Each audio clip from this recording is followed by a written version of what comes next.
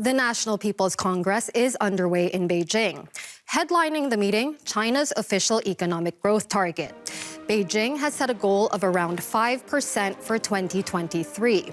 That's as the government seeks to jumpstart the world's second-largest economy after restrictive anti-COVID measures took a toll on growth.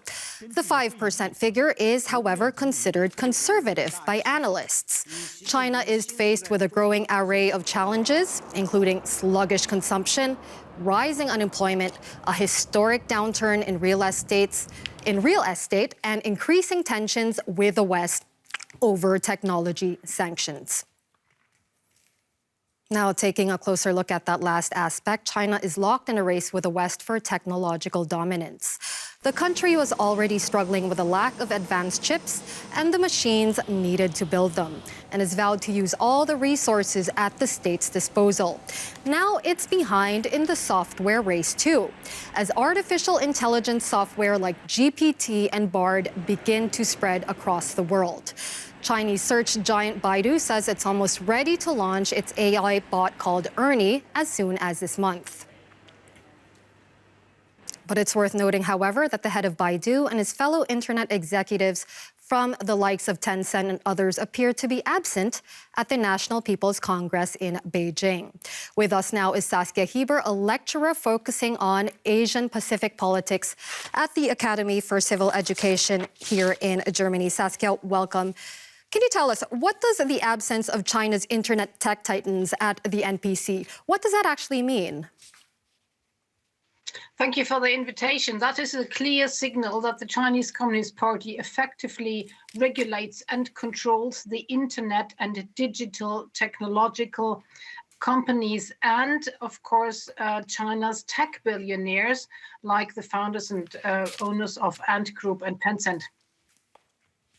China, of course, as we said earlier, is aiming for around 5% growth for this year.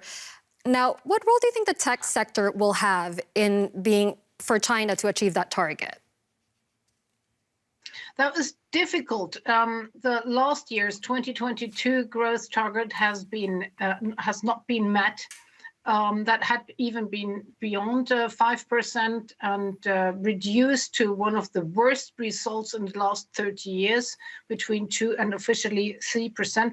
That's a big problem, according to even official Chinese data. There is a lot of unemployment in China. People lost their jobs during the COVID restrictions. And the results for the COVID restrictions for the Chinese economy, the domestic sphere of the economy and the international regional sphere of the economy can't be evaluated until now. It's too early, unfortunately. So the damage done due to COVID's restrictions in China is yet to be evaluated. Plus, we have to take into account the political fallout of COVID restrictions. There are rumors that Xi Jinping himself was against lifting COVID restrictions. Right. Now, turning to Washington, efforts there to restrict U.S. investments in part of the Chinese economy are ongoing. What effect do you think these efforts will have? That have to be massive effects, because what we learned from the work report the outgoing Premier Li Keqiang gave to the National People's Congress is that China seeks to step up to support international investment and domestic private spending, domestic private investment in China. So there are signals, there are signs that China is desperate for foreign capital, for foreign money, and to come back to China. Plus, China is trying to give up that isolation policy that we witnessed in the last 2 to 3 years.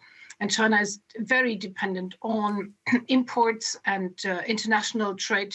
So China will have to think about re-regulating international financial trade. Thank you very much. Saskia Heber, a lecturer focusing on Asian Pacific politics at the Academy for Civil Education. Thank you for your time today. Thank you.